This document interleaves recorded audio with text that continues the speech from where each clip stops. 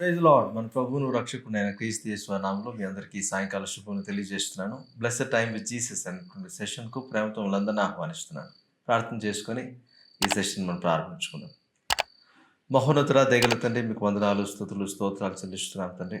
గడిచిన వారం అంతయు మీరు సురక్షితమైన రెక్కల నీడలో భద్రపరిచి కాచి కాపాడి సమర్పించిన విధానం బట్టి మీకు స్తోత్రాలు చెల్లిస్తున్నాను తండ్రి. మరొకసారి ప్రభువా, ఈ పునరుద్ధాన దినమందు సాయంకాల సమయంలో మీతో ఒక ధన్యకరమైన సమయాన్ని గడపాలని ఆశపడుతున్నాను తండ్రి. దయచేసి మీరు మాతో మాట్లాడండి. మీ వాక్కు కొరకు ఆశతో ఎదురు చూస్తున్నాం తండ్రి. మీ సన్నిధిలో గడిపేటువంటి ఈ సమయం మాకు దీవెనకరంగా, మీకు మహిమకరంగా మలుచుకోమని, మీతో ఒక ధన్యకరమైన సమయాన్ని గడపడానికి కావాల్సిన కృప చూపు సహాయం చేయమని, వాక్యంలోను, ఆరాధనలోను, ప్రార్థనలోను తోడై నడిపించమని, ప్రతి డిస్టర్బెన్సెస్ యేసు శక్తికి నామములో లయం చేస్తూ మీ సంపూర్ణమైన అధికారానికి మమ్మల్ని అప్పచెప్పుకుంటూ మా ప్రభువును రక్షకునైన క్రీస్తు యేసు వారి నామములో అడివేడుకుంటున్నాం తండ్రి. ఆమేన్. ఆమేన్. Praise Lord. కొద్ది నిమిషాలు ప్రభుని స్తుతిద్దాం, ప్రభుని ఆరాధించుకుందాం. మహిమ, ఘనత, ప్రభావం పొందడానికి అర్హుడు కేవలం ఆయన మాత్రమే. హల్లెలూయా. ఈ మాట అర్థమైన ప్రతి ఒక్కరు కూడా ప్రభుని ఆరాధించకుండా ఉండాలి. అవునా? ఈరోజు ప్రభుని ఆరాధించడానికి అనేకమైన అవకాశాలు, అనేకమైన సందర్భాలు దేవుడు మనకి ఇచ్చాడు.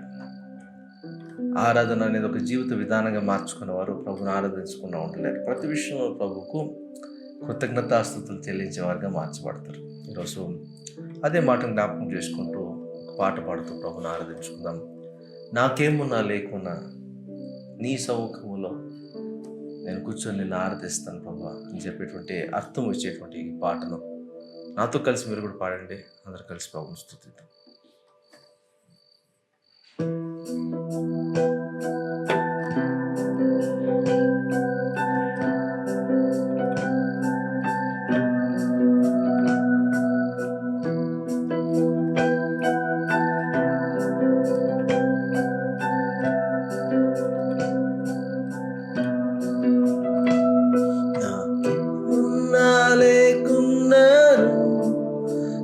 సముఖములో యోబు వలె స్తుతి చేయుటకు ఆరాధన నా గమ్యముగా, జీవన శైలిగా అనునిత్యము సేవించెదను. నాకేమున్నా లేకున్నాను నీ సముఖములో యోబు వలె స్తుతి చేయుటకు ఆరాధన నా గమ్యముగా, జీవన శైలిగా అనునిత్యము సేవించెదను. మహిమా, ఘనత నిత్యము నా యేసుకే, మదిలో ఉప్పొంగే స్తుతిగానము నా యేసుకే. మహిమా, ఘనత నిత్యము నా యేసుకే, మదిలో ఉప్పొంగే స్తుతిగానము నా యేసుకే. నాకేమున్నా లేకున్నాను నీ సముఖములో యోబు వలె స్తుతి చేయుటకు ఆరాధన నా గమ్యముగా, జీవన శైలిగా అనునిత్యము సేవించెదను. నాకేమున్నా లేకున్నాను నీ సముఖములో యోబు వలె స్తుతి చేయుటకు ఆరాధన నా గమ్యముగా, జీవన శైలిగా అనునిత్యము సేవించెదను. మహిమా, ఘనత నిత్యము నా యేసుకే, మదిలో ఉప్పొంగే స్తుతిగానము నా యేసుకే. మహిమా, ఘనత నిత్యము నా యేసుకే, మదిలో ఉప్పొంగే స్తుతిగానము నా యేసుకే.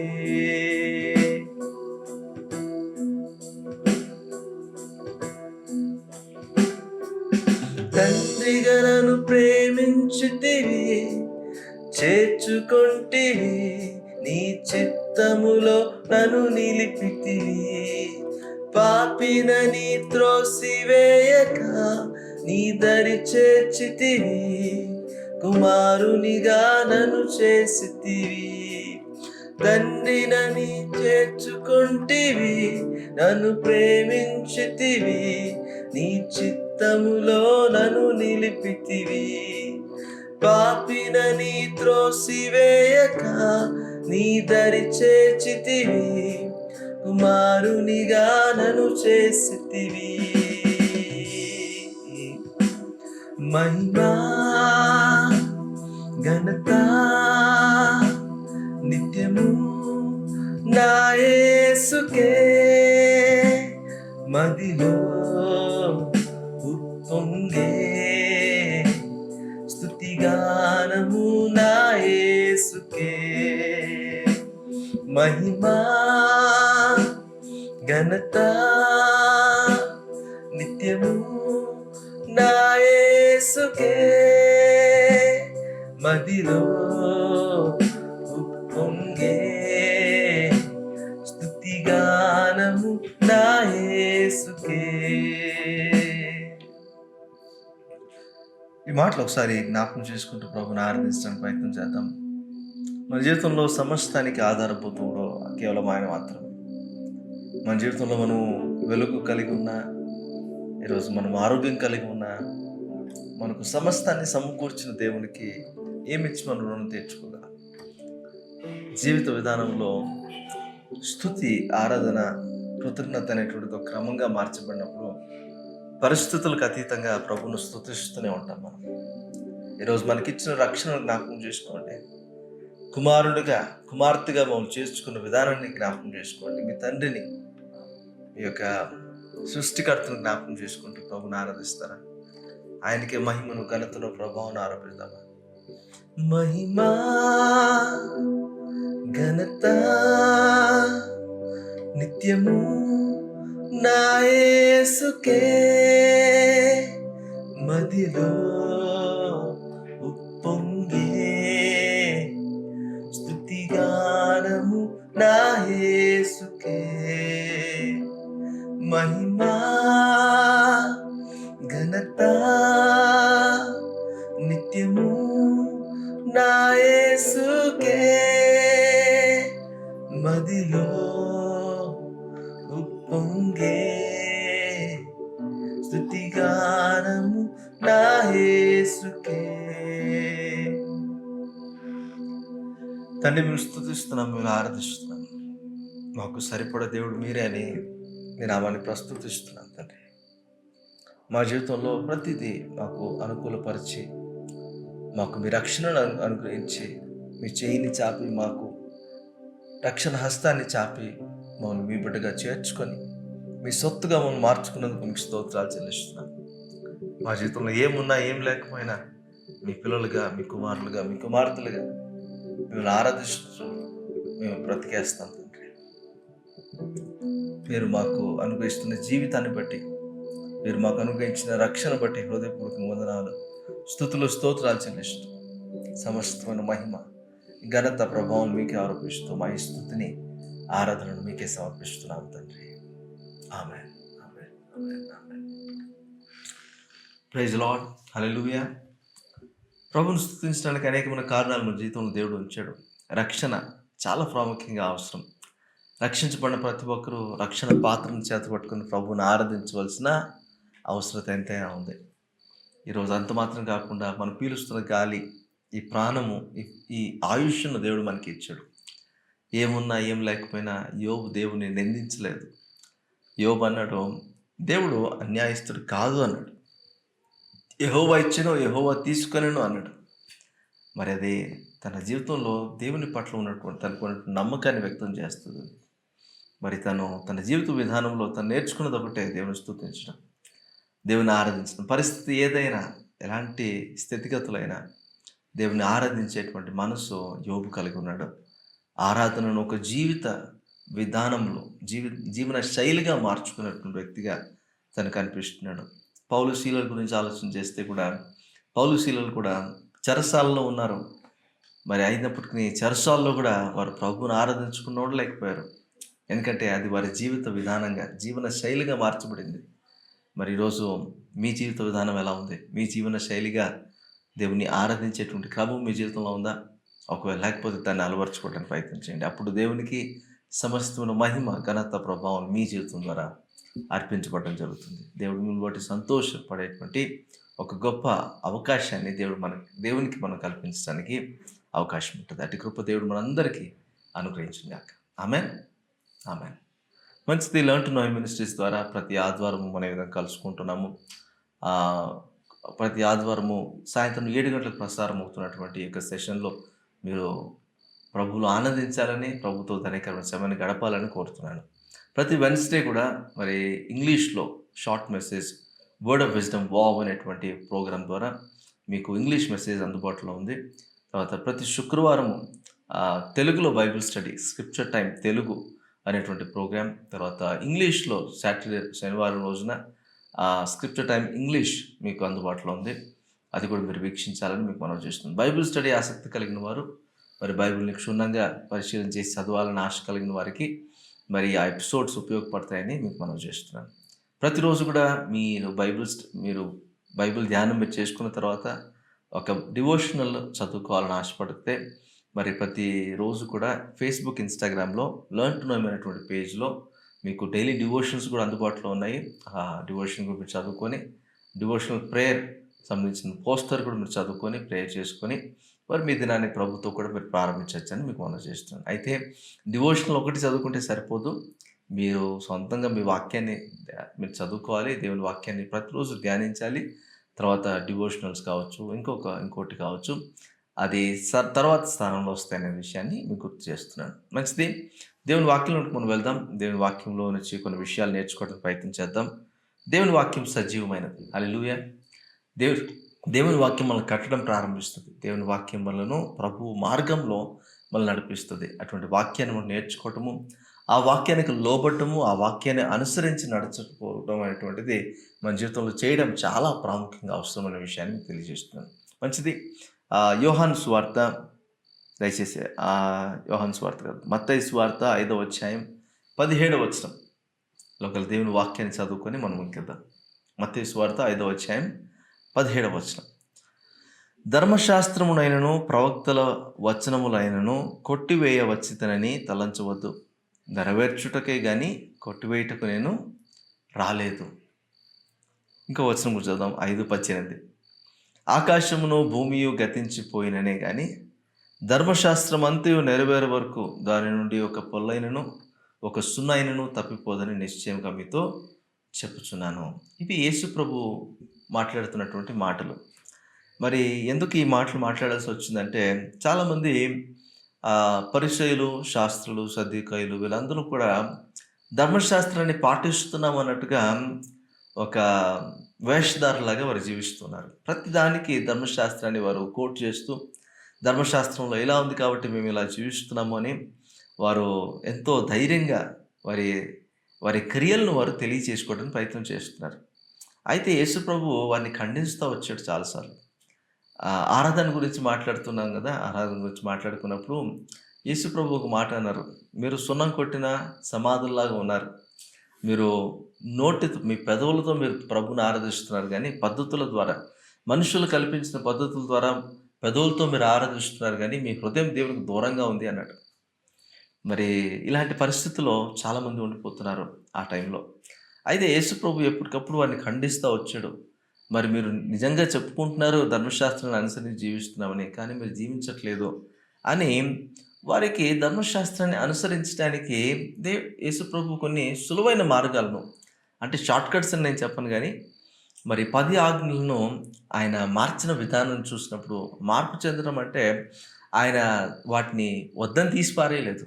ఆయన వాటి సారాంశాన్ని 2గా మార్చేశాడు. ఎందుకు ఆయన చేశాడంటే మొదటిగా ఆలోచన చేస్తే దేవుడు తన ప్రజలైన ఇజ్రాయేల్ ప్రజలకు ధర్మశాస్త్రం గురించిన 10 ఆజ్ఞలు ఇచ్చాడు. ఆ 10 ఆజ్ఞలని మనం నిర్గమకాండంలో చూస్తాం. ఆ తర్వాత ద్వితీయోపదేశ కాండంలో మోషే వాటిని మరొకసారి ఉపదేశించినట్టుగా కూడా చూస్తాం మోషే చనిపోయే ముందు. ఈ ధర్మశాస్త్రాన్ని పాటించాలంటే ఆ 10 ఆజ్ఞలు ఖచ్చితంగా పాటించాల్సిన అవసరం ఉంది. ఈ ధర్మశాస్త్రంతో పాటుగా లేవియాకాండము, తర్వాత సంఖ్యాకాండము, ద్వితీయోపదేశ కాండంలో కూడా మనం ఇంకొన్ని చూస్తే మొత్తం మీదుగా మనకు 630 ఆజ్ఞలు, కట్టడలు మనకు కనపడతాయి.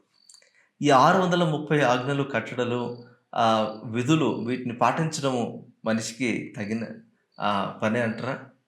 ఖచ్చితంగా కాదు. ఎందుకంటే 10 ఆజ్ఞలనే పాటించలేకపోయారు. 630 తీసుకొచ్చి వాటిని పాటించమంటే ఎక్కడ అవుతుంది? పాటించలేని పరిస్థితి. అయితే ఆ తర్వాత ప్రవక్తలు వచ్చారు. తర్వాత బబులోను చెరకు యూదులు వెళ్ళిపోయారు. ఇజ్రాయేల్ ప్రజలు వెళ్ళిపోయారు. తర్వాత వారు చిన్నాభిన్నం అయిపోతూ ఉన్నారు. తర్వాత రోమీలు శాసనం వచ్చేసింది. రోమీలు పరిపాలించడానికి వచ్చినప్పుడు పరిసయ్యులు, సద్దూకయ్యులు ఉండడం మనం చూస్తాం. ఈ పరిసయ్యులు, సద్దూకయ్యులు చేసింది ఏంటంటే వారు ధర్మశాస్త్రాన్ని ఇంకా కొంచెం విభజించి ఇంకా కొంచెము ఎక్కువ ఆజ్ఞలు, కట్టడలను తీసుకొచ్చారు. అప్పుడు మొత్తంగా 630 కాస్త 1050 అయిపోయాయి. ఇప్పుడు 1050 సూచనలు అని చెప్పచ్చు. ఓకే, ఆజ్ఞలు, కట్టడలు జారీ చేయడం చూస్తున్నాం.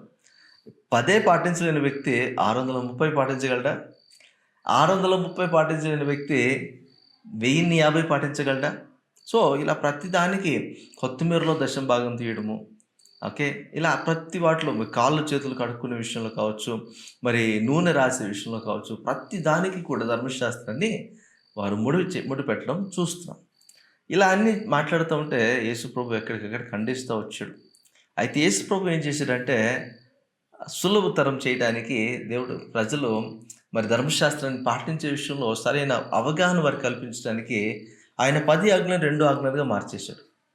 2 ఆజ్ఞలను మార్చడానికి గల ప్రాముఖ్యమైన ఉద్దేశం ఏంటంటే ప్రజలు దేవుని చిత్తాన్ని గ్రహించిన వారుగా, ధర్మశాస్త్రం యొక్క ఉద్దేశాన్ని గ్రహించిన వారుగా దేవునికి తగినట్లుగా జీవిస్తారనే ఉద్దేశంతో.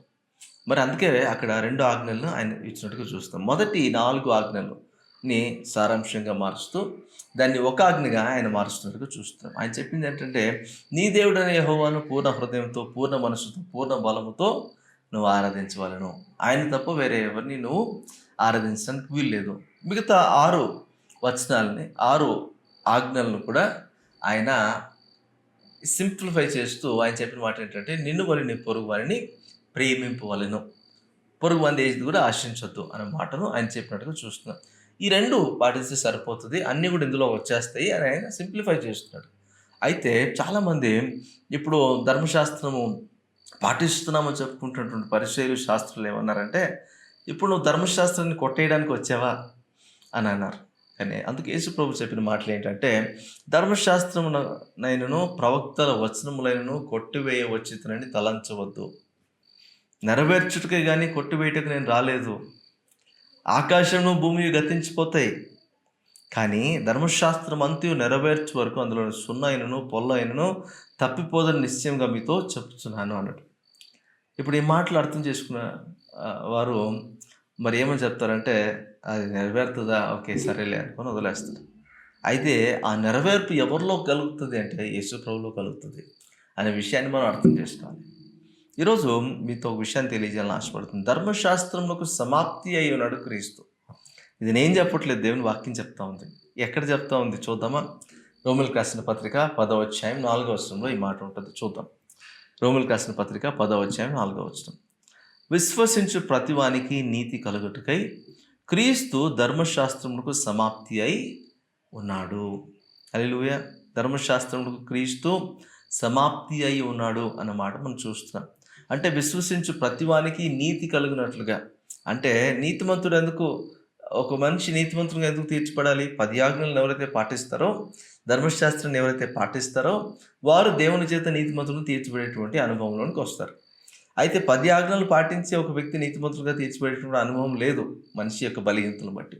అయితే యేసుక్రీస్తు ప్రభువు చేసిన బలియాగాన్ని బట్టి, యేసుక్రీస్తు ప్రభువు చేసినటువంటి అర్పణలను బట్టి, ఆయన చేసిన ఒక్కగానొక బలియాగాన్ని బట్టి ఇప్పుడు ఆ పని యందు ఎవరైతే విశ్వాసం ఉంచుతారో, యేసుక్రీస్తునందు ఎవరైతే విశ్వాసం ఉంచుతారో వారికి దేవుని దృష్టిలో నీతిమంతులుగా తీర్చిపెట్టేటువంటి అనుభవం వస్తది అనే విషయాన్ని ఇక్కడ తెలియజేస్తున్నాడు పౌలు భక్తుడు. పౌలు భక్తుడు రోమీయులకు రాసిన పత్రికలో అనేక విషయాలు అక్కడ రాస్తున్నాడు. ఆ తర్వాత వచనాల్లో మనం చూస్తే తర్వాత వాక్యం బోధించబడుతుంది.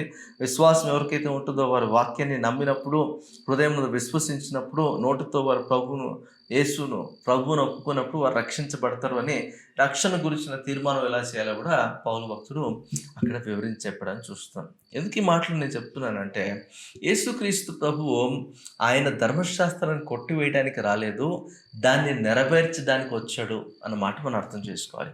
ఒక మానవుడిగా ఆయన ధర్మశాస్త్రం యొక్క శాసనములను, నియమావళులను, ఆజ్ఞలను, కట్టడలను నెరవేర్చడానికి ఈ లోకంలోనికి వచ్చాడు. ఆయన నరుని రూపంలో ఇక్కడ బ్రతకాల్సిన అవసరం ఏంటి, ఇక్కడ జీవించాల్సిన అవసరం ఏంటి, ఒక నరుడిగా పుట్టడానికి గల కారణం ఏంటి అని అంటే, ఒక నరుడుగా ప్రతి ఒక్కరూ కూడా దేవుడు అనుగ్రహించిన మహిమను పొందలేక పాపం చేస్తున్న వారుగా దేవుని చేత నీతిమంతులుగా తీర్చబడలేని అనుభవంలోనికి వెళ్ళిపోతున్నారు. అయితే యేసుక్రీస్తు ప్రభు ఏం చేస్తున్నాడు, ఈ లోకంలో అదే నరునిగా పుట్టాడు, పరిశుద్ధంగా జీవించాడు, దేవుని నీతిని అనుసరించి ఆ ధర్మశాస్త్రంలో చెప్పబడిన ప్రతి ఆజ్ఞను నెరవేర్చిన వాడిగా ఉన్నాడు.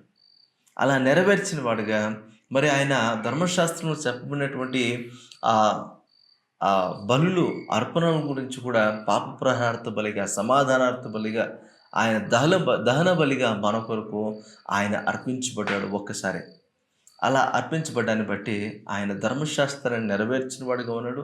ధర్మశాస్త్ర సంబంధమైనటువంటి క్రియల మూలంగా ఒక వ్యక్తి పరిశుద్ధంగా నీతిమంతుడిగా తీర్చిబడేటువంటి అనుభవము ఆయన ద్వారా మరలా ప్రారంభమైంది. అంటే మొదటి ఆదాం ఏదైతే కోల్పోయాడో, కడపట్టి ఆదామైనటువంటి యేసుక్రీస్తు ప్రభు తిరిగి మరలా దాన్ని సమకూర్చాడు. ఇప్పుడు కడపట్టి ఆదాం నుండి ఎవరైతే విశ్వాసం ఉంచుతారో వారికి నీతి కలుగునట్లుగా ఈ కార్యాన్ని ఆయన చేశాడని చూస్తాం. ఆయన ధర్మశాస్త్రాన్ని కొట్టివేయడానికి రాలేదు, ఆయన దాన్ని నెరవేర్చడానికి వచ్చాడు అని చెప్పడానికి ఇది ఒక చాలా ప్రాముఖ్యమైనటువంటి రుజువు అని మనం చూస్తున్నాం. ఇక్కడ మీకు ఒక వచనం చూపించాలని ఆశపడుతున్నాను. హెబ్రీయులకు రాసిన పత్రిక చూడండి ఒకసారి. హెబ్రీయులకు రాసిన పత్రిక 10వ అధ్యాయము 8 నుంచి 14 వచనాలు గల దేవుని మాటను ఒకసారి చదువుదాం. హెబ్రీయులకు రాసిన పత్రిక 10వ అధ్యాయం 8 నుంచి 14 వచనాలు. వచనం ఒకసారి మనం చదువుకుంటూ మనం ముందుకెళ్దాం. బలులు, అర్పణలు, పూర్ణ హోమములు, పాప పరిహారార్థ బలులను నీవు కోరలేదనియు అవి నీకు ఇష్టమైనవి కావనియు పైని చెప్పిన తర్వాత ఆయన నీ చిత్తము నెరవేర్చుటకు ఇదిగో నేను వచ్చి ఉన్నానని చెప్పుచున్నాడు. ఇవన్నీ ధర్మశాస్త్రము చొప్పున అర్పింపబడుచున్నవి. ఆ రెండవ దానిని స్థిరపరచుటకు మొదటి దానిని కొట్టివేయుచున్నాడు. యేసుక్రీస్తు యొక్క శరీరము ఒక్కసారియే అర్పించబడుట చేత ఆ చిత్తమును బట్టి మనం పరిశుద్ధపరచబడి ఉన్నాము. మరియు ప్రతి యాజకుడు దినదినము సేవ చేయుచు పాపములను ఎన్నటికి తీసివేయలేని ఆ బలులనే మాటి మాటికి అర్పించుచు ఉండును. ఈయనైతే పాపముల నిమిత్తమై సదాకాలము నిలుచు ఒక్క బలిని అర్పించి అప్పటి నుండి తన శత్రువులు తన పాదములకు పాదపీఠముగా చేయబడి వరకు కనిపెట్టుచు దేవుని కుడి పార్శ్వమున ఆసీనుడాయను. ఒక్క అర్పణ చేత ఈయన పరిశుద్ధపరచబడి వారిని సదాకాలమునకు సంపూర్ణులుగా చేసి ఉన్నాడు. అసలు పౌలు భక్తుడు రాస్తున్న విధానం చూడండి. ఎందుకు ధర్మశాస్త్రంలో బలులు ఆయన చెప్పాడు దేవుడు అంటే, ఈ బలులు అర్పించబడ్డాన్ని బట్టి ఒక వ్యక్తి పాపం చేశానని ఒప్పుకుంటున్నాడు. మరి ఒక తెలుసో తెలియకో తను చేసిన పాపాలను బట్టి శిక్ష పొందకుండా, దానికి ఆ పర్యవసానాన్ని అనుభవించకుండా మరి వారి పాపాన్ని కప్పిపుచ్చుకోవటానికి దేవుడు చెప్పినట్లుగా సాక్రిఫిషియల్ సిస్టమ్, ఆ వ్యవస్థలో బలులో తీసుకొని రావడం చూస్తున్నాం. ఒక పని చేస్తే దహన బలి, పాప పరిహారార్థ బలి, సమాధానార్థ బలి, ఇలా రకరకాలుగా బలులు వాళ్ళు అర్పించేటువంటి వారు. అయితే ఈ బలులు వారి పాపాలని కప్పేసే తప్ప వారి పాపాల నుంచి వారికి విడుదల కలుగు చేయలేకపోయింది. అయితే తర్వాత కొన్ని అధ్యాయాల్లో మరి లేవ్యాకాండంలో మీరు చూస్తే కొన్ని తప్పుల విషయంలో, కొన్ని పాపాల విషయంలో దేవుడు చాలా స్ట్రిక్ట్గా వ్యవహరించాడు. ఆ పాపాలన్నిటికీ కూడా మరణ శిక్షను విధించాడు ఆయన. ఈ మరణ శిక్ష కూడా ఎలా ఉంటుందంట, రాళ్లతో కొట్టి చంపేస్తారంట. మరణశిక్షే, వేరే ఇంకొక శిక్ష ఉండదు. ఒక జరిమానా విధించడం అనేది ఉండదు. మరణశిక్ష విధించేయాల్సిందే. అది కూడా ఫస్ట్ వెలివేస్తారు సమాజంలో నుంచి. తర్వాత సమాజం బయటికి తీసుకుని వెళ్ళి రాళ్ళతో కొట్టి చంపేస్తారంట. అంటే సజీవంగా ఒక వ్యక్తిని అక్కడ కంప్లీట్‌గా కండెమ్ చేయడం. ఖండించి వాడిని చంపేస్తారంట రాళ్ళు కొట్టి. ఇలాంటి ఒక క్రమంలో ధర్మశాస్త్రం ఎంత స్ట్రిక్ట్‌గా ఉందో ఆలోచన చేయండి. ఇంత స్ట్రిక్ట్‌గా ఉన్నటువంటి ధర్మశాస్త్రాన్ని పాటించడం మనిషికి తరమవుతదా? మనిషికి తరం కానప్పుడు దేవుడు ధర్మశాస్త్రాన్ని ఎందుకు తీసుకొచ్చాడు అని అడిగేవాళ్ళు చాలామంది ఉంటారు. దేవునికి తెలుసు మనిషి తప్పిపోతాడని, పాపం చేస్తాడని. కానీ ఇలాంటి స్ట్రిక్ట్‌గా ఒక ఒక ధర్మశాస్త్రాన్ని మనిషి కొరకు తీసుకురావడం ఎంతవరకు సమంజసము అని అడిగేవాళ్ళు కూడా లేకపోలేదు. కానీ దేవుడు నీతిమంతుడు, ఆయన సత్యవర్తనుడు, ఆయన న్యాయవంతుడు కాబట్టి ఆయనకు ఒక క్రమం అనేది ఉంది. ఆ క్రమాన్ని బట్టి తన ప్రజలు ఆ క్రమంలోనికి రావాలని ఆయన కోరుకుంటున్నాడు. మనుషులు తప్పిపోతారని ఆయనకు కూడా తెలుసు. కానీ క్రమాన్ని నేర్పించేటువంటి విషయంలో దేవుడు జాగ్రత్త వహిస్తున్నాడని చూస్తున్నాం. ఇజ్రాయెల్ ప్రజలు ఐగుప్తు నుంచి బయటికి తీసుకొచ్చిన తర్వాత ఇప్పుడు ఇజ్రాయెల్ ప్రజలు దేవుని దృష్టికి మంచివారుగా మార్చబడాలి, దేవుని దృష్టిలో ఆమోదయోగ్యమైన ప్రజలుగా వారు మార్చబడాలి అనేటువంటి దేవునికి ఉద్దేశం. అందుకే కనాన్ దేశంలోకి వెళ్ళి వారు ఇంకా భ్రష్టులైపోకముందే వారికి ఒక జీవిత విధానాన్ని తెలియచేస్తున్నాడు దేవుడు. ఈ ధర్మశాస్త్రాన్ని ఇవ్వడానికి గల కారణం ఏంటంటే వారు ధర్మశాస్త్రాన్ని తెలుసుకున్న వారుగా, దేవుని హృదయాన్ని, దేవుని మనస్సును, దేవుని జీవిత విధానాన్ని ఎరిగిన వారుగా, దేవుని సంతృప్తిపరిచే జీవితంలోకి వారు వెళ్ళాలనే ఉద్దేశంతోనే ధర్మశాస్త్రాన్ని అరణ్యంలోనే ఉన్నప్పుడే వారికి ప్రాక్టీస్ చేయించడానికి దేవుడు ఇష్టపడ్డాడు. ఒకసారిగా వారు ప్రాక్టీస్ చేయడం ప్రారంభిస్తే వారు మరలా వెళ్ళి కనాన్ దేశంలో దేవునికి తగినట్లుగా వారు జీవించడం ప్రారంభిస్తారని దేవునికి ఉద్దేశం. కానీ ధర్మశాస్త్రాన్ని అర్థం చేసుకోకుండా, దేవుని హృదయాన్ని అర్థం చేసుకోకుండా మనుషులు మాటిమాటికి పాపం చేస్తూ ఉండడాన్ని బట్టి వారు దేవునికి దూరం అయిపోతూనే వచ్చారు. అయితే యేసుక్రీస్తు ప్రభు ద్వారా మరలా మనుషులను సమాధానపరచుకోవడానికి దేవుడు ఇష్టపడ్డాడు. అయితే అందుకు సాదృశ్యంగా బలులను ఆయన కోరాడు. అయితే ఈ బలులు అర్పించడం బట్టి కోడెలు, తర్వాత గొర్రెలు రక్తం వెళ్ళిపోతూ ఉంది, అన్నీ చనిపోతూ ఉన్నాయి, అన్ని బలులుగా అర్పించబడుతున్నాయి. కానీ మనుషుల్లో ఎటువంటి మార్పు కనపడటం లేదు. అయితే యేసు ప్రభువు కృప ద్వారా ఈ లోకంలోనికి ఆయన వచ్చిన తర్వాత కృప వచ్చింది. ఆయన ఒక్కసారిగా బలి అర్పించుకోవడాన్ని బట్టి, తన శరీరాన్ని, తన జీవితాన్ని బలియాగంగా అర్పించడాన్ని బట్టి ఆ ఒక్క బలియాగంలోనే దహన బలి వచ్చేస్తుంది, పాప పరిహారత బలి వచ్చేస్తుంది, సమాధానార్థమైన బలి వచ్చేస్తుంది. యెషయా గ్రంథం 53వ అధ్యాయంలో మీరు చదివినప్పుడు అన్నీ కూడా అందులో వచ్చేస్తాయని చూస్తున్నాం. యేసు ప్రభు వాటన్నిటిని నెరవేర్చాడు. అంత మాత్రం కాదు, మనుషులకు కావలసినటువంటి శిక్ష ఏదైతే ఉందో, రాళ్లతో కొట్టి చంపబడేటువంటి శిక్షను కూడా యేసు ప్రభు తీసుకున్నాడని చూస్తున్నాం. అయితే ఆయన రాళ్లతో కొట్టబడలేదు కదా, సిలువకు కొట్టబడ్డాడు కదా అని మనం చెప్పొచ్చు. అక్కడ కూడా చూడండి, పాపానికి జీతం మరణం. ఓకే, ఈ మరణాన్ని యేసు ప్రభు తీసుకున్నాడు. అంటే మన పాపాలన్నింటినీ ఆయన మీద మోపుకోవడాన్ని బట్టి, ఆయన ఒక్కసారి చనిపోవడాన్ని బట్టి, ఆ మరణాన్ని కూడా ఆయన జయించిన వాడిగా ఆయన, అంటే మొదటగా ఆ మరణం గుండా వెళ్ళడాన్ని బట్టి దేవుని నీతిని నెరవేర్చాడు, దేవుని ధర్మశాస్త్రాన్ని నెరవేర్చాడు. అప్పుడు నూతన తెరను ఆయన తెరిచినట్టుగా, నూతన విధానాన్ని ఆయన తెరిచినట్టుగా మనం ఒకటి చూస్తున్నాం. మరి ఆయన పాపం నిమిత్తం ఒక్కసారి చనిపోయాడు.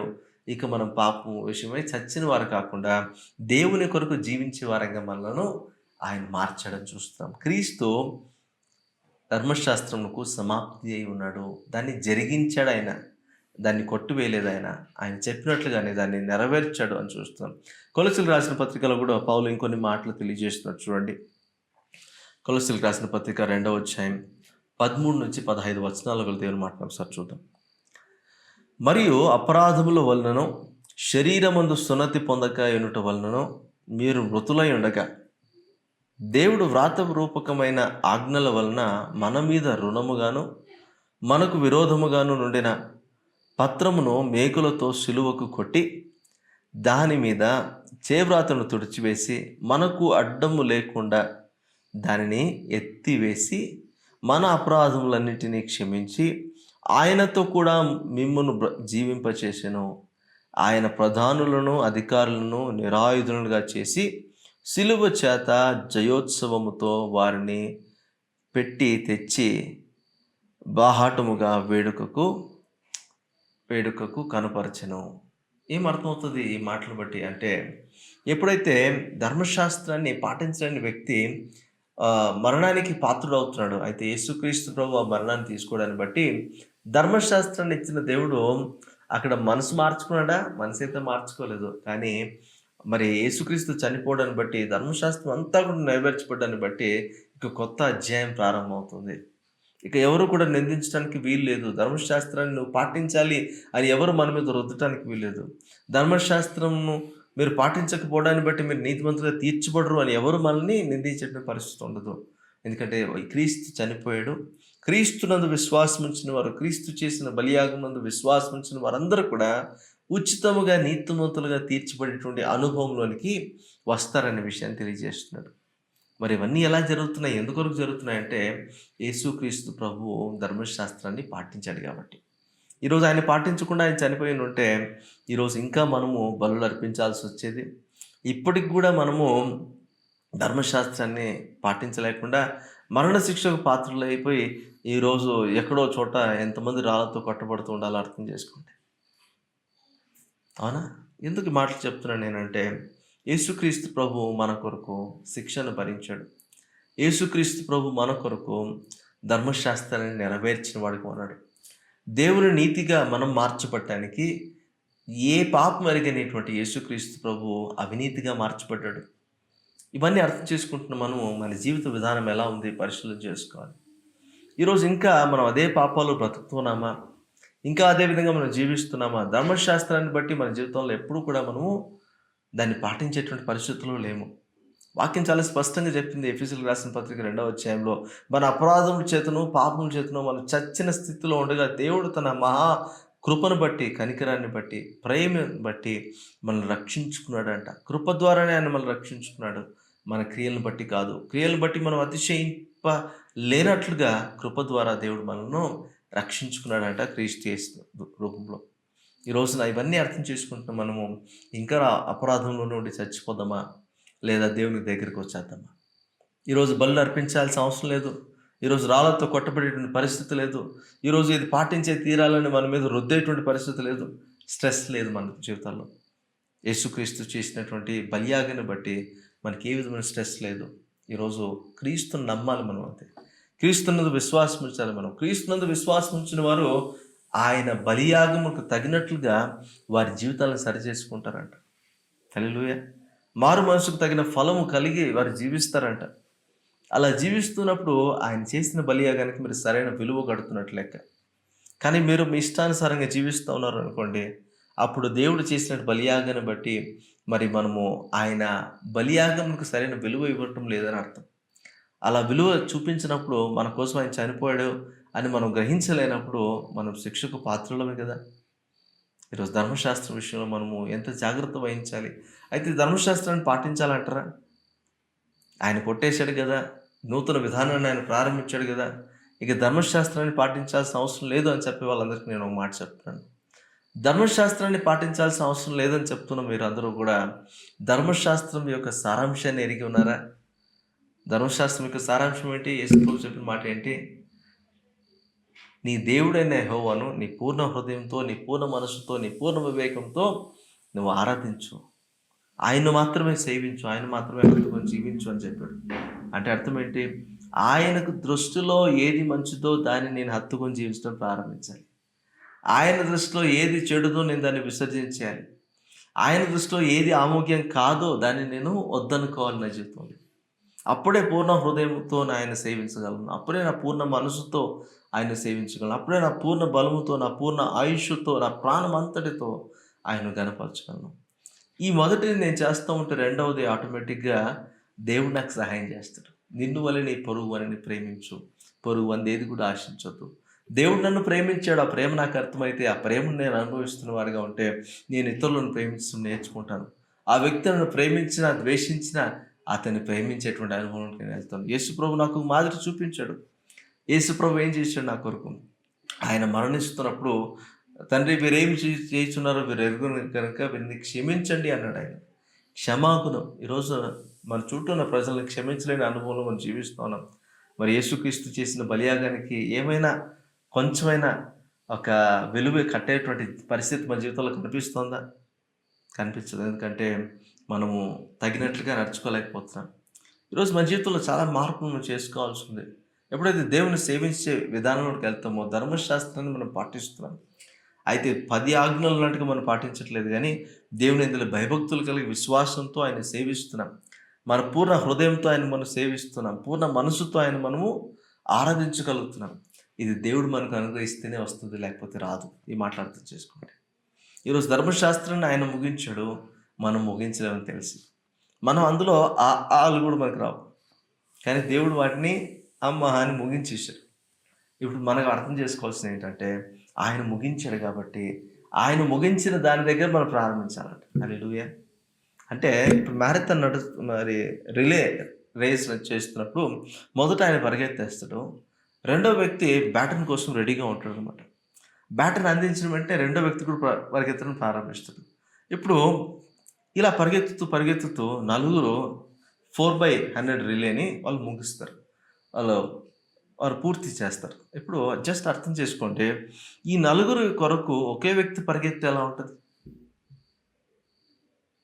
ఓకే, ఒకే వ్యక్తి పరిగెత్తి ఇక్కడి నుంచి నువ్వు వెళ్ళిపో అని చెప్తే ఎలా ఉంటుంది? అంటే ఇప్పుడు 4/100 రిలేలో నలుగురు నిలబడి ఉంటారు.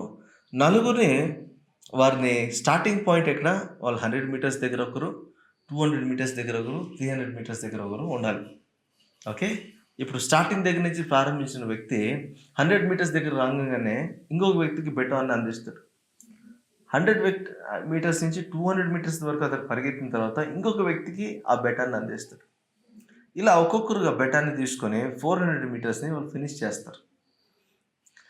జస్ట్ అర్థం చేసుకోండి, యేసు ప్రభు బెటాన్ని తీసుకొని స్టార్ట్ చేస్తున్నాడు ఆయన రేస్ని. ఆయన రేస్ ముగించాడు. ఎప్పుడు ముగించాడంటే 100 మీటర్స్ అయిపోతేనే మనకి ఇచ్చేయాలి. అయితే ఆయన ఏం చేస్తున్నాడంటే 100 మీటర్స్లో లీడ్ ఇచ్చేసి ఆయన మనకు ఇస్తున్నాడు బెటాన్ని. హల్లెలూయా. ఓకే, ఆయన మనకు బెటాన్ని ఇస్తున్నాడు. తర్వాత అందరితో ఆగకుండా ఆయన మనకు లీడ్ ఇచ్చి ఇస్తున్నాడు. అది కూడా మనం ఆలోచించాలి. అంటే మనకు ఒక ఫౌండేషన్ వేసి ఇక మీరు వెనక్కి రావాల్సిన అవసరం లేదు, నేను మీకు ఆల్రెడీ లీడ్ ఇచ్చాను, ఇక్కడి నుంచి మీరు ముందుకు వెళ్ళిపోండి అని ఆయన చెప్తున్నాడు. ఎంత గొప్ప విషయం కదా అది. మనం ప్రయాసపడాలంటే ఇప్పుడు మనము రికవర్ చేయాలంటే ఎంత కష్టం. అయితే రికవర్ చేయాల్సిన అవసరం లేకుండా ఆయన మన కోసము మనుషులంతా పోరాడుతున్నారు. నేను ఇప్పుడు చెప్పిన రిలేలో భాగంగానే ఒక మాట మీకు చెప్తాను. మొదట ప్రారంభించిన వ్యక్తి ధర్మశాస్త్రం మీద ప్రారంభించాడు. తను ఫస్ట్ 100 మీటర్స్ చాలా వెనకబడి ఉన్నాడు.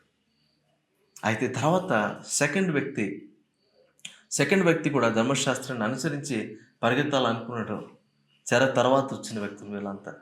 అయితే వీళ్ళు కూడా వాళ్ళు పాటించలేకపోయారు. వారు కూడా సెకండ్ 100 మీటర్స్ వచ్చేటప్పటికి వారు రికవర్ చేసుకోలేకపోయారు.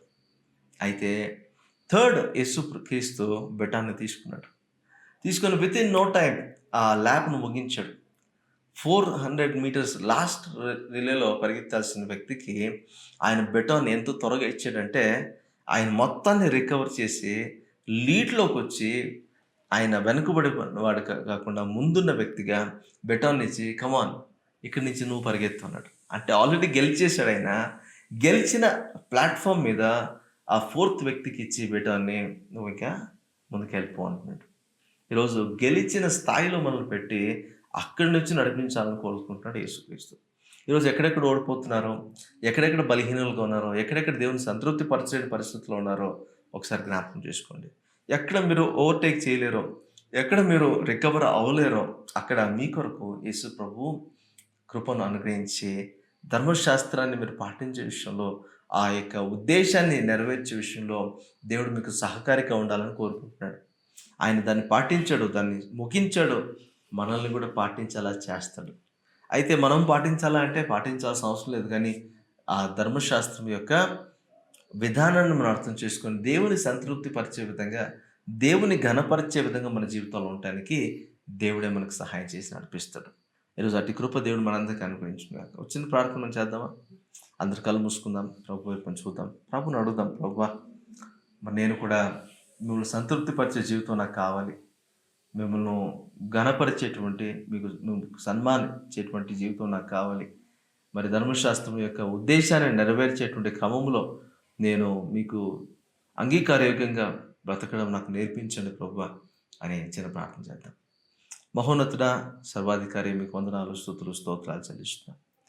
ఈ సాయంకాల సమయంలో ప్రభువా మీరు మాతో మాట్లాడిన ఈ శ్రేష్టమైన మాటలను బట్టి మీకు స్తోత్రాలు చెల్లిస్తున్నాం. ధర్మశాస్త్రమును మేమైతే నెరవేర్చలేం ప్రభువా, కానీ మా కొరకు యేసు ప్రభువు నరరూపధారిగా ఈ లోకంలోకి వచ్చి మరి దేవుని నీతిని, ధర్మశాస్త్రాన్ని నెరవేర్చిన వ్యక్తిగా ఉన్నాడు అని మేము చూస్తున్నాం. ఈరోజు మా బలహీనతలను బట్టి మేము మాటిమాటికి పడిపోతున్నాం. నీతిమంతుడు ఎన్నిసార్లు పడినా తిరిగి లేస్తాడని వాక్యం చెప్తుంది.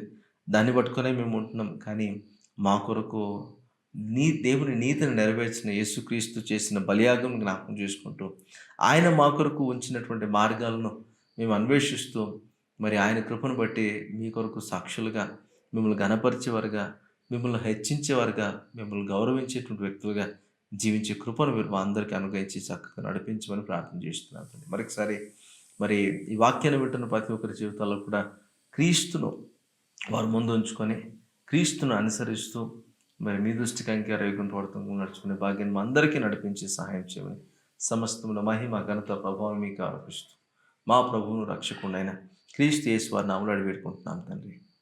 ఆమేన్, amen. Thank you so much. మీరు దీవించబడుతున్నాను నేను నమ్ముతున్నాను. మళ్ళీ నెక్స్ట్ ఆదివారం మనం కలుసుకున్నప్పుడు మరికొన్ని విషయాలు ప్రభువుని గురించి నేర్చుకుందాం. ప్రభుతో అనేకమైన సమయాన్ని గడుపుదాం. అంతవరకు ప్రభు మనకు తోడై ఉండి, ప్రభువుకి ఇష్టలుగా ఆయన్ను ఘనపరిచే వ్యక్తులుగా జీవించడానికి, ఆరాధనను ఒక జీవిత విధానంగా, జీవన శైలిగా మార్చుకున్న వారుగా జీవించే కృపను దేవుడు మనందరికీ అనుగ్రహించి నడిపించుగాక. Thank you so much. God bless.